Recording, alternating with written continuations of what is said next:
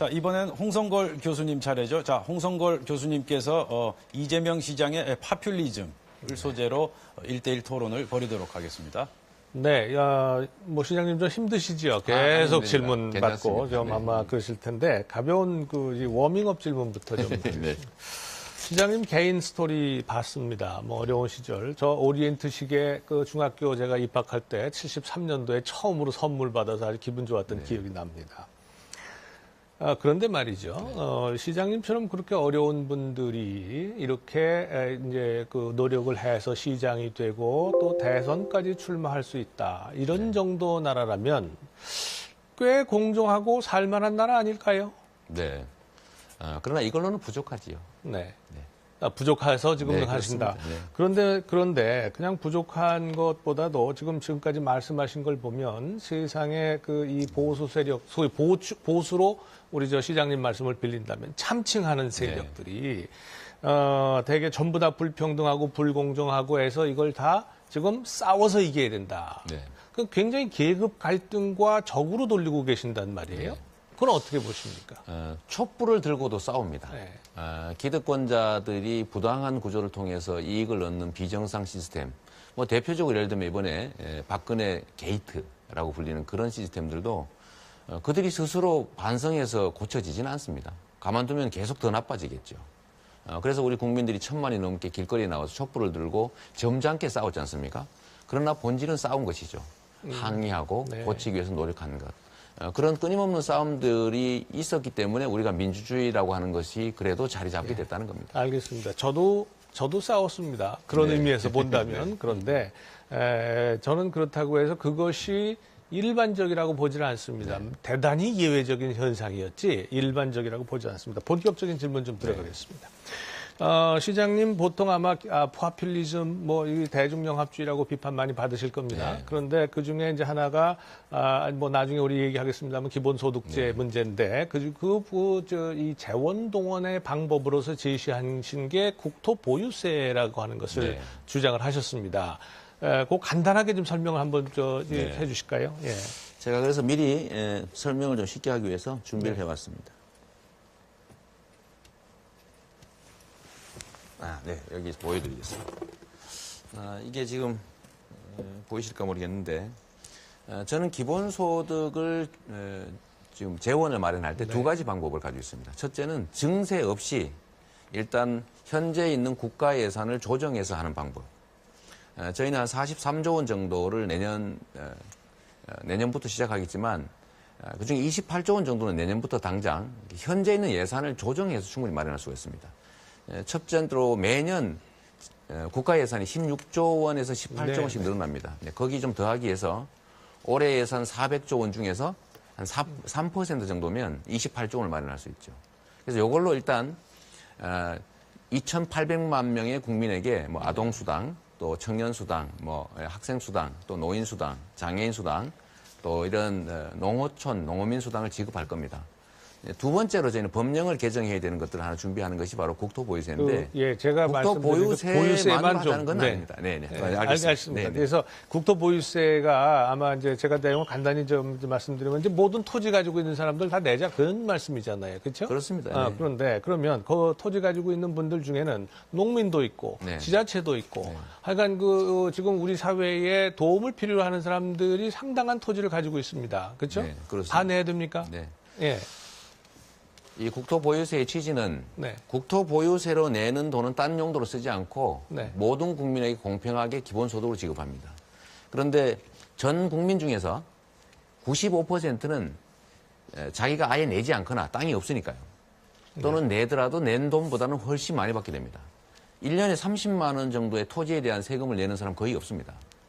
문제는 우리 사회에 약 4, 5% 정도의 소수가 엄청난 양의 토지를 소유하고 있기 때문에 그분들은 좀 많이 내게 되겠죠. 그러면 지금 우리 재산세, 토지세와 주택으로 나눠져 있지 않습니까? 그럼 그거 이중과세 하는 건가요? 아니면 어떻게 하는 건가요? 그걸 이제 국토보유세를 부과한 다음에 재산세분은 돌려주고 나머지 차액만 내고 대신에 1인당 30만 원씩을 가구당 3명이면 90만 원을 지급하는 것이죠. 네. 그런데 아까 말씀하신 여러 가지 이제 이 재원들이 있는데 이게 지금 앞으로 세금을 낼 수 있는 사람들은 자꾸 줄어들지 않습니까? 네. 인구 구조가 자꾸 줄어드니까. 네. 그리고 우리 국가 채무가 지금 한 640조 가까이 있습니다. 네. 그리고 매년 이게 한 4, 50조가 증가하고 있고요. 네. 지금 이런 상황 속에서 과연 이렇게 지금 말씀하신 증세 없이라고 말씀하셨잖아요. 지금 네. 많은 분들, 특히 어제 나온 유승민 후보 같은 경우에는 법인세 올려야 된다. 또 네. 많은 분들 중에는 개인 소득세 올려야 된다, 지금. 네. 뭐 이렇게 많이 주장을 하고 계세요. 근데 그거 없이 이거 지금 하시겠다는 거는 이게 좀 그 지속 가능성이 떨어지는 거 아니냐 이렇게 말씀드릴 수가 있겠는데. 지금 대한민국 경제가 어려워지는 이유는 국민들이 쓸 수 있는 돈이 없어서 그렇습니다. 이거를 지금 이 대출로 지금 이제 구매력을 유지해 오다가 지금 이것도 한계에 다 도달했지 않습니까? 그러면 지금 앞으로는 누가 물건을 살 거며 누가 기업이 생산하는 서비스를 제공받겠어요. 그래서 국민들의 소득을 올려야 경제가 살아난다. 즉 경제가 성장이 가능하다는 것은 이재명의 주장이 아니라 IMF라든지 세계은행 등의 주장 아니겠습니까? 포용적 성장론이라고 하는 거죠. 그러니까 국가 부채는 그냥 약간 뭐 우선 국가 두고. 부채는 네. 더 이상 늘리지 않은 쪽으로 가야지. 지금 계속 늘어온 거를 특정 그 임기에 있는 대통령이 줄일 수가 쉽게 있겠습니까? 더 늘리지 않는 것마도 착한 일이죠. 시간이 이제 얼마 없기 하시고, 때문에 안보 파퓰리즘 쪽으로 제가 질문을 좀 드리겠습니다. 저도 한번 얘기할 기회를 줍니다. 네. 그래서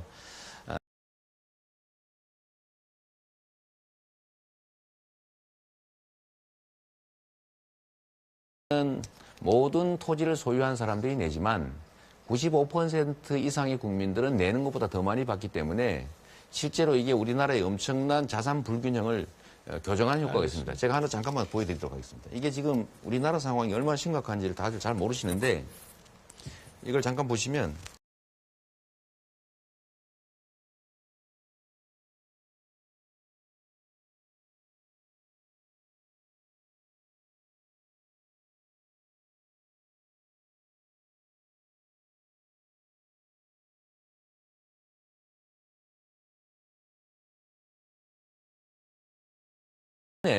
버는 국민 총소득 중에서 상위 10%가 무려 48%를 가져갑니다. 인구의 절반 50%는 겨우 5% 나눠 갖고 있어요. 그러다 보니까 기본소득제 하실 때 말씀을 아니, 우리가 하실 수 있는데 괜찮습니다. 자산 또 보유분을 보면 이 중에서 10%가 무려 이 66%를 가지고 있어요. 인구의 절반은 겨우 2%도 안 되는 것 가지고 있습니다. 네. 이러다 보니까 너무 불균형이 심화돼서 이거를 불균형을 완화시켜야 되는데 그게 바로 아주 미세한 정도에 불과한 국토보유세라는 겁니다. 네, 알겠습니다.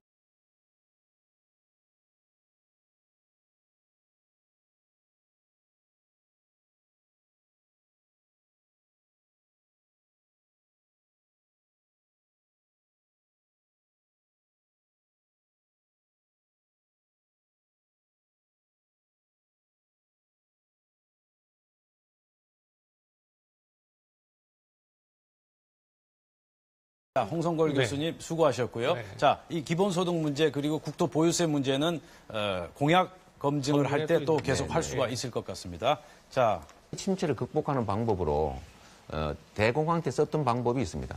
첫째는 공정한 경쟁 질서를 회복하는 겁니다. 대기업 등이 마음대로 재벌 기업들이 횡포를 부리는 경제가 아니라 기업 주체들이 공정하게 경쟁할 수 있게 하는 것.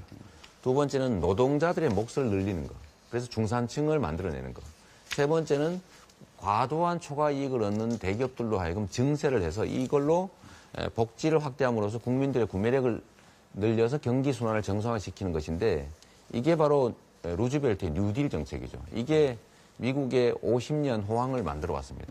대한민국도 그런 정책이 필요한 때가 됐는데 네. 특히 최근에 소위 4차 산업혁명 때문에 일자리가 점점 줄어들 수밖에 없는 거고 생산성은 아주 빠르게 발전하기 때문에 네.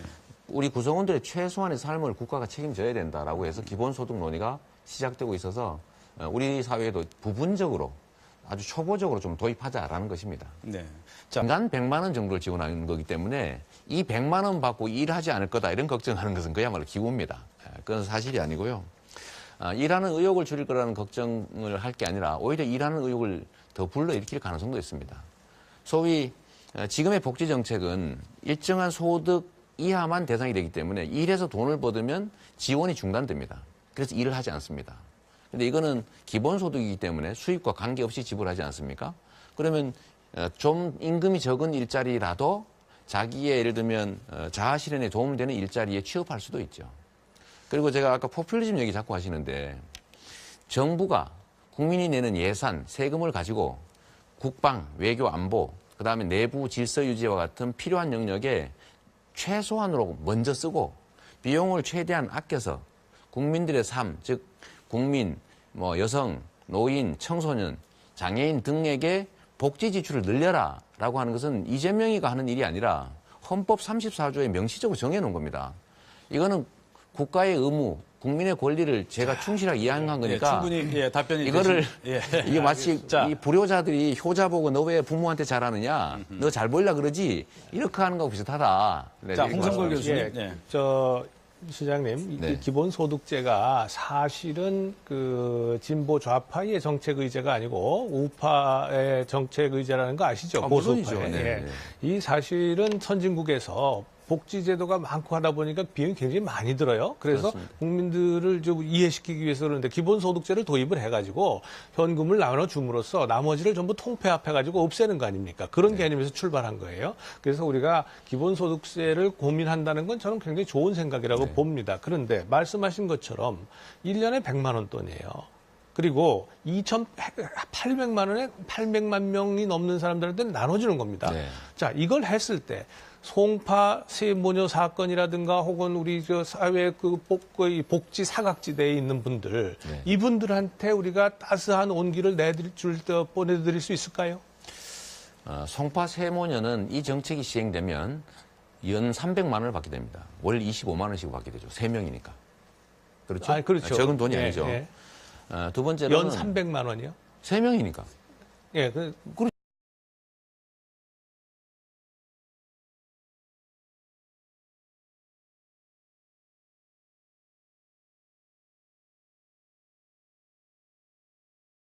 300만 원이요? 3명이니까. 예, 그러죠. 세 명이니까 1인당 100만 원씩 해서. 예, 그렇죠. 적은 돈이 말씀하십니다. 아닙니다. 적은 돈이 아니고 그렇다고 많은 돈도 아니고요. 그냥 서민들한테 엄청나게 큰 돈이죠. 두 번째는 이거를 현금으로 바로 지급하는 게 아니라 저는 지역 균형 발전 차원에서 지역 경제 활성화라는 차원에서 이걸 해당 지역에서만 쓸 수 있는 지역 화폐, 상품권, 쿠폰으로 지급하자는 겁니다. 우리 성남시에서 이미 청년 배당이나 산후조리비 지원을 이 성남 지역 화폐로 지급했더니 성남의 재래시장이 살아나고 있어요. 매출이 늘어나고 있습니다. 겨우 200억 가지고. 그런데 이게 만약에 28조 원이면 예를 들면 부산을 예를 들면 약 3조 원 정도가 부산 지역 경제에 매년 쓰여지게 됩니다. 3조 원이 지역 경제에 직접 투자될 경우에 얼마나 큰 경제 활성화의 효과가 있을지는 우리가 짐작할 수 있지 않습니까? 그렇기 때문에 이거를 단순히 나눠주는 거다, 별로 효과 없을 거다 얘기할 건 아니죠. 그다음 송파 세모녀 얘기하셨는데 이 사각지대에 대한 예를 들면 지원대로 해야죠. 지원대로 해야 되지만 우리가 처음이라도 시작하지 않으면 언제 할 수 있습니까? 100만 원 가지고 큰 도움 안 되는 건 사실이지만 그래도 기본소득이라고 하는 걸 우리 사회의 의제로 던지고 또 예를 들면 국토보유세 걷었더니 내가 내는 것보다 다 더 많이 나한테 돌려주는구나. 세금 내는 재미가 있구나라고 하면 조세 저항도 줄어들고 이걸 통해서 소위 중부담, 중복지로 갈 수 있죠. 근데 아무 시도도 안 하고 맨날 어려운 사람 지원하자라고 말만 하면 어려운 사람 지원을 하는데 대부분의 지원 못 받는 국민들이 동의할 리가 없지 않습니까? 이걸 소위 복지의 역설이라고 하죠. 복지 정책을 선별적으로 하면 더 나을 것 같지만 실제로는 복지가 개선이 안 된다는 거예요. 그런 이 부분 제가 한번 질문을 좀 드리고 싶어요. 예를 들어 삼성 이건희 회장에게 100만 원의 기본소득과 30만 원의 국토보유세 해서 130만 원을 지급한다. 이게 소비로 이어질 수 있을까요? 이건희는 대한민국 국민의 아마 10만 분의 1, 100만 분의 1도 안 되는 사람입니다. 그러니까 예를 들었던 겁니다. 특수한 사례인데 제가 성남의 청년배당을 100만 원씩 주는 24세 청년들을 전원 주지 말고 일정 소득 이상이 되는 사람을 골라내자라고 생각을 해봤더니 그 골라내는 돈이 더 많이 듭니다. 그 100만 원 아끼기 위해서 다 전원을 다 조사해야 되지 않습니까? 시스템 다 관리해야 되고 계속 그게 이탈하는지 안 하는지를 계속 관리해야 되는 인력과 장비와 시스템 관리 비용이 훨씬 더 많이 들어요. 그리고 그것보다는 오히려 아까 말씀드렸던 조세 저항을 줄이고 내가 내는 만큼 다 돌려주는구나 하면 조세 저항이 엄청 줄어들지 않습니까? 근데 선별적 복지의 이름으로 계속 복지 정책을 확대해와도 송파 세모녀는 없어지지 않아요. 지금 전 세계에서 노인 자살률이 가장 높은 나라가 대한민국이고 청소년 자살률 제일 높은 나라가 대한민국이고. 송파 세모녀 살해 사건이 어떤 선별적 복지의 문제점 때문에 생긴 겁니까? 아니면 전체적인 우리 행정 시스템의 문제입니까? 어떻게 보십니까? 대한민국의 복지 수준이 너무 낮고 전체적으로 이런 GNP 대비 10%에 겨우 불과해서 제가 볼 땐 지금 적고요. 기본소득제나 이런 제도를 시행하게 되면 오히려 어려운 분들, 가난한 분들 복지 혜택을 받아야 되는 분들이 오히려 피해를 입게 되는 그런 부작용도 제가 있을 것 같습니다. 기존에 있는 복지 정책에 전혀 손을 대지 않고 이건 추가하겠다는 겁니다. 복지 정책을 그걸 없애서 이 새로운 정책을 만드는 게 아니라 그야말로 순증하는 국가 예산. 그러면 기존 복지 제도는 그대로 놔두고 추가로 이 제도를 시행하겠다는 겁니까? 시행하면서 좀 장기적 과제라고 교수님 말씀하신 것처럼 이거를 조정해 나가야죠. 보십시오. 그러면은 지금 현재 400조 예산 중에 130조가 복지노동 예산입니다. 그런데 지금 160조 정도 되죠. 예, 그런데 거기에다가 지금 더 이제 얹어서 이렇게 되면 거의 우리 예산에 거의 50% 가까이가 이제 복지 예산이 갈 텐데, 복지 노동 예산이 갈 텐데, 그러니까 시장님이 그냥 그대로 두고라고 말씀을 하셨기 때문에 그렇다면 이것이 얼마나 지속 가능할 거냐 하는 문제예요. 지금 제가 28조 원 정도를 복지 지출로 추가하게 되면 대개 한 40% 좀 넘게 될 것 같은데 OECD 평균 복지 지출이 국가 예산 대비 50%입니다. 네. 그렇게 해도 한참 부족합니다. 네. 자, 그런데 그 국방 예산에 쓰고 있습니까? 또 OECD 국가들이 교수님은 자꾸 숫자를 과장하시는데 우리나라는 국방비를 30% 쓰지 않고 10% 쓰고 있어요. 국가 예산에. 국가 예산에. 예. 그러게, 그건 적절하지 않네. 그 OECD 국가들은 어떻습니까? 거기도 예를 들면 뭐 우리나라보다 크게 차이는 나지 않습니다. 3% 정도는 쓰니까요. 네, 그 7% 때문에 50%와 또 교육 예산은 어떻습니까? 제가 드리는 말씀은 이게 뭐냐면 다른 항목에 보면은요 우리가 복지 예산을 그렇게 쓸 수밖에 없었던 이유가 있다는 겁니다. 다른 부분에 그동안에 써왔던 부분이 있고.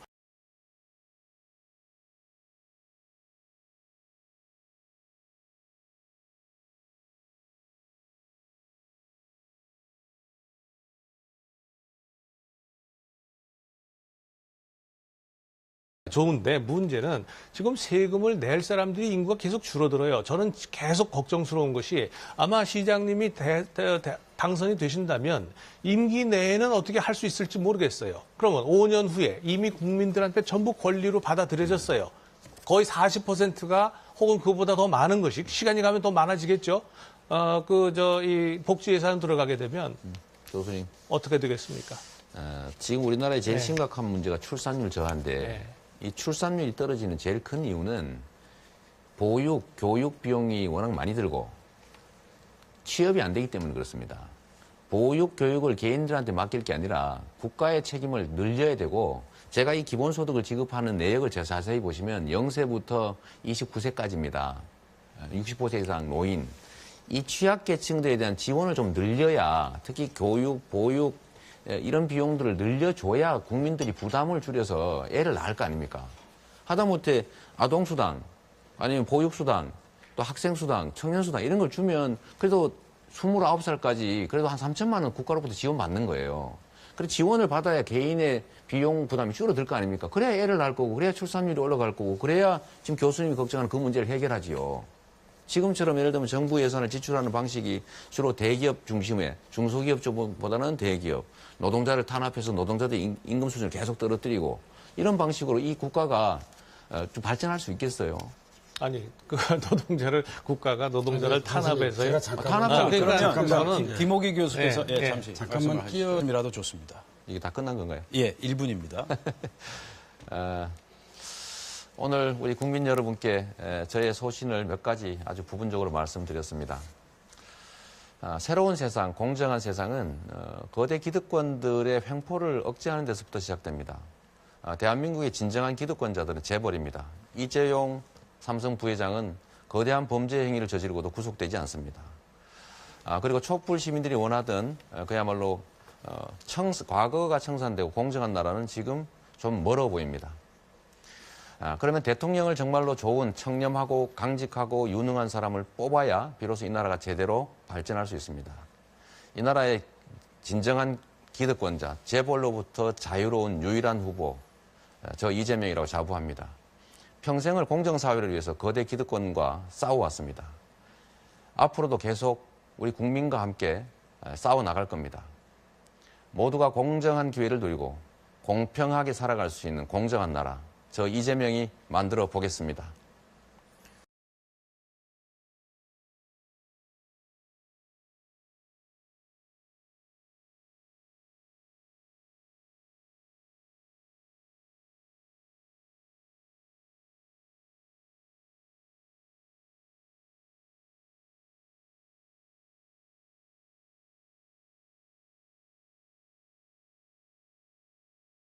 자, 이번엔 홍성걸 교수님 차례죠. 자, 홍성걸 교수님께서 이재명 시장의 파퓰리즘을 소재로 1대1 토론을 벌이도록 하겠습니다. 네, 뭐 시장님 좀 힘드시지요. 계속 질문 받고 좀 아마 그러실 텐데 가벼운 그 워밍업 질문부터 좀. 네. 시장님 개인 스토리 봤습니다. 뭐 어려운 시절. 저 오리엔트식의 그 중학교 제가 입학할 때 73년도에 처음으로 선물 받아서 아주 기분 좋았던 기억이 납니다. 그런데 말이죠. 시장님처럼 그렇게 어려운 분들이 이렇게 이제 그 노력을 해서 시장이 되고 또 대선까지 출마할 수 있다. 이런 정도 나라라면 꽤 공정하고 살만한 나라 아닐까요? 네. 그러나 이걸로는 부족하지요. 네. 부족해서 지금 하신다. 네. 그런데 그냥 부족한 것보다도 지금까지 말씀하신 걸 보면 세상에 그 이 보수 세력, 소위 보수로 우리 저 시장님 말씀을 빌린다면 참칭하는 세력들이 되게 전부 다 불평등하고 불공정하고 해서 이걸 다 지금 싸워서 이겨야 된다. 네. 그 굉장히 계급 갈등과 적으로 돌리고 계신단 말이에요. 네. 그건 어떻게 보십니까? 촛불을 들고도 싸웁니다. 네. 기득권자들이 부당한 구조를 통해서 이익을 얻는 비정상 시스템. 뭐 대표적으로 예를 들면 이번에 박근혜 게이트라고 불리는 그런 시스템들도 그들이 스스로 반성해서 고쳐지지는 않습니다. 가만두면 계속 더 나빠지겠죠. 그래서 우리 국민들이 1,000만이 넘게 길거리에 나와서 촛불을 들고 점잖게 싸웠지 않습니까? 그러나 본질은 싸운 것이죠. 항의하고 고치기 위해서 노력하는 것. 그런 끊임없는 싸움들이 있었기 때문에 우리가 민주를 하나 준비하는 것이 바로 국토보유세인데 제가 국토보유세만 하는 건 아닙니다. 네, 알겠습니다. 그래서 국토보유세가 아마 이제 제가 내용을 간단히 좀 말씀드리면 이제 모든 토지 가지고 있는 사람들 다 내자 그런 말씀이잖아요. 그렇죠? 그렇습니다. 그런데 그러면 그 토지 가지고 있는 분들 중에는 농민도 있고 지자체도 있고 하여간 지금 우리 사회에 도움을 필요로 하는 사람들이 상당한 토지를 가지고 있습니다. 그렇죠? 네, 그렇습니다. 다 내야 됩니까? 네. 예. 이 국토보유세의 취지는 국토보유세로 내는 돈은 딴 용도로 쓰지 않고 모든 국민에게 공평하게 기본소득을 지급합니다. 그런데 전 국민 중에서 95%는 자기가 아예 내지 않거나 땅이 없으니까요. 또는 내더라도 낸 돈보다는 훨씬 많이 받게 됩니다. 1년에 30만 원 정도의 토지에 대한 세금을 내는 사람 거의 없습니다. 문제는 우리 사회에 약 4, 5% 정도의 소수가 엄청난 양의 토지를 소유하고 있기 때문에 그분들은 좀 많이 내게 되겠죠. 그러면 지금 우리 재산세, 토지세와 주택으로 나눠져 있지 않습니까? 그럼 그거 이중과세 하는 건가요? 아니면 어떻게 하는 건가요? 그걸 이제 국토보유세를 부과한 다음에 재산세분은 돌려주고 나머지 차익만 내고 대신에 1인당 30만 원씩을 가구당 3명이면 90만 원을 지급하는 것이죠. 네. 그런데 아까 말씀하신 여러 가지 이제 이 재원들이 있는데 이게 지금 앞으로 세금을 낼 수 있는 사람들은 자꾸 줄어들지 않습니까? 인구 구조가 자꾸 줄어드니까. 그리고 우리 국가 채무가 지금 한 640조 가까이 있습니다. 그리고 매년 이게 한 40, 50조가 증가하고 있고요. 지금 이런 상황 속에서 과연 이렇게 지금 말씀하신 게 증세 없이라고 말씀하셨잖아요. 지금 많은 분들, 특히 어제 나온 유승민 후보 같은 경우에는 법인세 올려야 된다. 또 많은 분들 중에는 개인 소득세 올려야 된다, 지금. 뭐 이렇게 많이 주장을 하고 계세요. 근데 그거 없이 이거 지금 하시겠다는 거는 이게 좀 지속 가능성이 떨어지는 거 아니냐 이렇게 말씀드릴 수가 있겠는데. 지금 대한민국 경제가 어려워지는 이유는 국민들이 쓸 수 있는 돈이 없어서 그렇습니다. 이거를 지금 이 대출로 지금 이제 구매력을 유지해 오다가 지금 이것도 한계에 도달했지 않습니까? 그러면 지금 앞으로는 누가 물건을 살 거며 누가 기업이 생산하는 서비스를 제공받겠어요. 그래서 국민들의 소득을 올려야 경제가 살아난다. 즉 경제가 성장이 가능하다는 것은 이재명의 주장이 아니라 IMF라든지 세계은행 등의 주장 아니겠습니까? 포용적 성장론이라고 하는 거죠. 그러니까 국가 부채는 그냥 약간 뭐 우선 국가 부채는 더 이상 늘리지 않은 쪽으로 가야지. 지금 계속 늘어온 거를 특정 그 임기에 있는 대통령이 줄일 수가 쉽게 있겠습니까? 더 늘리지 않는 것만도 착한 일이죠. 시간이 이제 얼마 없기 때문에 안보 파퓰리즘 쪽으로 제가 질문을 좀 드리겠습니다. 저도 한번 얘기할 기회를 주십시오. 그래서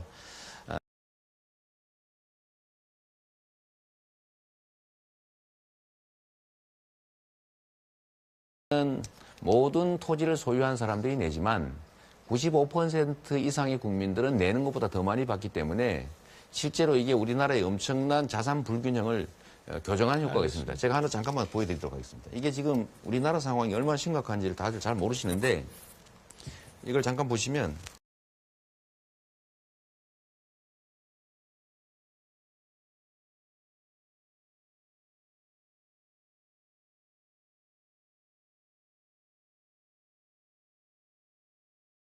주의라고 하는 것이 그래도 자리 잡게 됐다는 겁니다. 알겠습니다. 저도 싸웠습니다. 그런 의미에서 본다면. 그런데 저는 그렇다고 해서 그것이 일반적이라고 보지는 않습니다. 대단히 예외적인 현상이었지 일반적이라고 보지 않습니다. 본격적인 질문 좀 들어가겠습니다. 시장님 보통 아마 포퓰리즘 이 대중영합주의라고 비판 많이 받으실 겁니다. 그런데 그 중에 이제 하나가 뭐 나중에 우리 얘기하겠습니다만 기본소득제 문제인데 이 재원동원의 방법으로서 제시하신 게 국토보유세라고 하는 것을 주장을 하셨습니다. 그 간단하게 좀 설명을 한번 해주실까요? 예. 제가 그래서 미리 설명을 좀 쉽게 하기 위해서 준비를 해왔습니다. 여기 보여드리겠습니다. 이게 지금 보이실까 모르겠는데 저는 기본소득을 지금 재원을 마련할 때 두 가지 방법을 가지고 있습니다. 첫째는 증세 없이 일단 현재 있는 국가 예산을 조정해서 하는 방법. 저희는 한 43조 원 정도를 내년부터 시작하겠지만 그중에 28조 원 정도는 내년부터 당장 현재 있는 예산을 조정해서 충분히 마련할 수가 있습니다. 첫 번째로 매년 국가 예산이 16조 원에서 18조 원씩 늘어납니다. 거기 좀 더하기 위해서 올해 예산 400조 원 중에서 한 3% 정도면 28조 원을 마련할 수 있죠. 그래서 이걸로 일단 2,800만 명의 국민에게 아동수당, 또 청년수당, 학생수당, 또 노인수당, 장애인수당, 또 이런 농어촌, 농어민수당을 지급할 겁니다. 두 번째로 저희는 법령을 개정해야 되는 것들.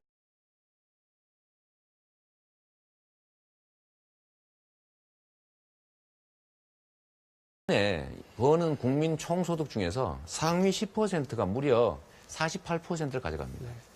인구의 절반 50%는 겨우 5% 나눠 갖고 있어요. 그러다 보니까 기본소득제 하실 때 말씀을 우리가 하실 수 있는데 괜찮습니다. 자산 또 보유분을 보면 이 중에서 10%가 무려 이 66%를 가지고 있어요. 인구의 절반은 겨우 2%도 안 되는 것 가지고 있습니다.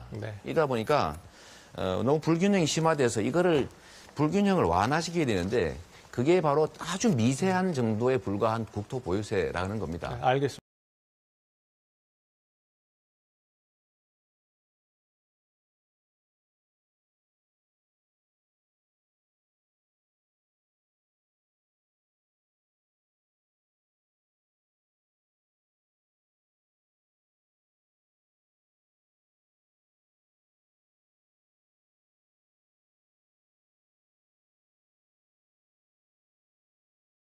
홍성걸 교수님 수고하셨고요. 자, 이 기본소득 문제 그리고 국토보유세 문제는 공약 검증을 할 때 또 계속 할 수가 있을 것 같습니다. 자, 침체를 극복하는 방법으로 대공황 때 썼던 방법이 있습니다. 첫째는 공정한 경쟁 질서를 회복하는 겁니다. 대기업 등이 마음대로 재벌 기업들이 횡포를 부리는 경제가 아니라 기업 주체들이 공정하게 경쟁할 수 있게 하는 것. 두 번째는 노동자들의 몫을 늘리는 것. 그래서 중산층을 만들어내는 것. 세 번째는 과도한 초과 이익을 얻는 대기업들로 하여금 증세를 해서 이걸로